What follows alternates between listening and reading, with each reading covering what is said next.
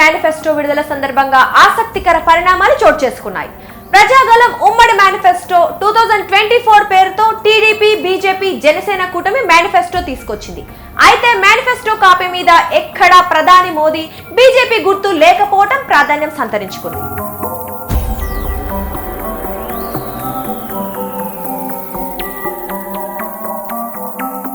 నారా చంద్రబాబు నాయుడు, పవన్ కళ్యాణ్ ఇద్దరి ఫోటోలతోనే మేనిఫెస్టో కాపీలను ముద్రించారు.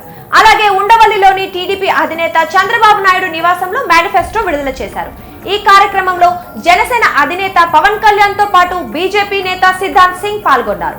అయితే మేనిఫెస్టో విడుదల కార్యక్రమంలో సిద్ధార్థ్ సింగ్ అంటీ ముట్టనట్లుగా వ్యవహరించడం చర్చనీయాంశమైంది. మేనిఫెస్టో కాపీని అందిస్తున్న సమయంలోనూ ఆయన చేత్తో తీసుకోవడానికి ఇష్టపడకపోవడం వైరల్ అవుతోంది.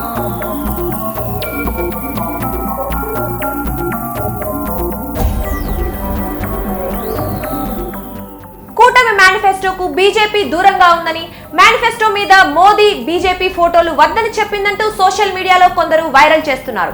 ఈ నేపథ్యంలోనే ఉమ్మడి మేనిఫెస్టో మీద మోదీ, జేపీ నడ్డా, అమిత్ షా, పురంధరేశ్వరి ఫోటోలు లేకుండానే ముద్రించారని చెప్తున్నారు.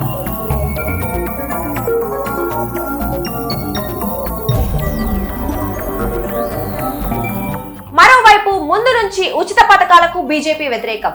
కర్ణాటక సహా పలు రాష్ట్రాల ఎన్నికల్లో కాంగ్రెస్ పార్టీ గ్యారంటీలు అంటూ ఉచిత పథకాలు ప్రకటించినప్పటికీ బీజేపీ వాటి జోలికి పోలేదు. ఉచితాలు ఆర్థిక వ్యవస్థకు మంచిది కాదనే ఉద్దేశంతో బీజేపీ పార్టీ ఉచిత హామీలకు దూరంగా ఉంటూ వస్తోంది. ఈ క్రమంలోనే ఏపీలోని కూటమి మేనిఫెస్టోకు దూరంగా ఉన్నట్లు వార్తలు వస్తున్నాయి.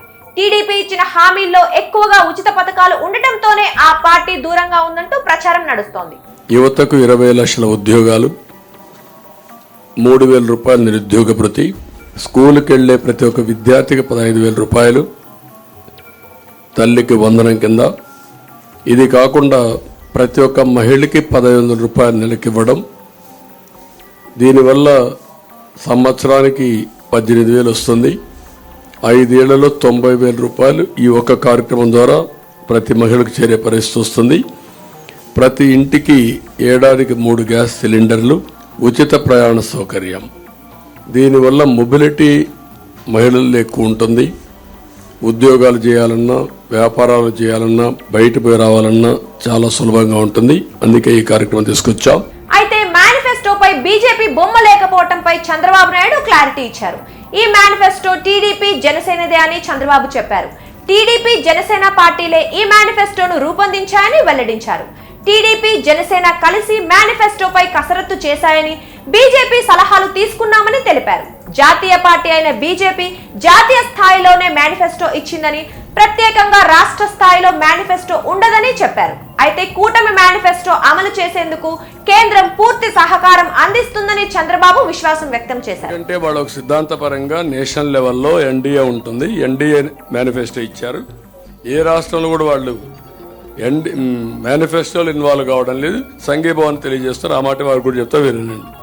I think my support here from the BJP on the release of TDP and Jansena is in itself a message that this alliance is going to deliver for the people, aspiration of the people of Andhra Pradesh and the national aspiration at the national level.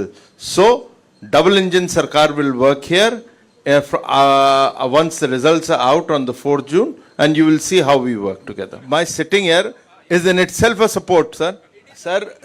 This is my manifesto is a national. Don't get confused. I'm a national party. We released a national manifesto. There was no other party, regional party with us. We released it. It's a TDP and Jansena alliance and BJP alliances there, but they have released their manifesto and BJP is sitting in support. What more do you want?